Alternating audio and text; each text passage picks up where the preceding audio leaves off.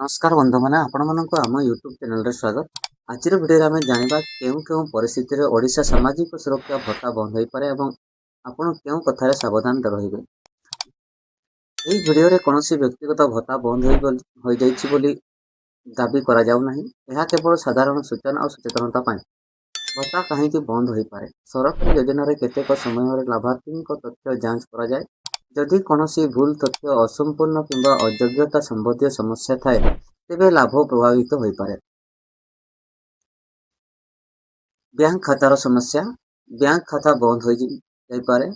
भूल अकाउंट विवरणी खाता निष्क्रिय हो जिबा यही समस्या थिले समय समय रे बैंक सह जोगाजोग करंतु। दलील अद्यतन नथिबा जदि सरकार आवश्यक दलील अद्यतन करने को होचंती एवं ताहा न करा जाए तेबे आपनको मामला जांच हो पारे।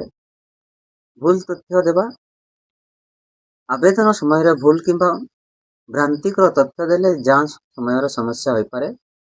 योग्यता परिवर्तन जदि योग्यता वा योजनार नियम अनुଯାयी लाभ पाइबार योग्यता आउ न रहे तेबे संबंधित विभाग निष्पत्ति हो पारे। निजर नाम केमिति जांच करिवे अधिकृत सरकारी पोर्टाल रे जांच करंतु। ग्राम पंचायत किंबा शहर स्थानीय कार्यालय रे पचारंतु। बैंक पासबुक और एसएमएस जांच करंतु। सोशल मीडिया रे आसुथिबा आजिठारो समस्त भत्ता बंद करी मेसेज को विश्वास करंतु नहीं। सबु बळे केवल अधिकृत सूचना उपरे भरोसा करंतु। निजर दलील बैंक खाता एवं जोगाजोग विवरणी सबु बळे अद्यतन रखंतु। जहा द्वारा भविष्य रे अनावश्यक समस्या बंची पारिबे। यदि भिडियोटी उपयोगी लगी थाए तेबे लाइक शेयर एवं सब्सक्राइब करंतु। कमेंट रे लिखंतु आपण केउ जिल्ला रो देखुचंती। धन्यवाद। जय जगन्नाथ।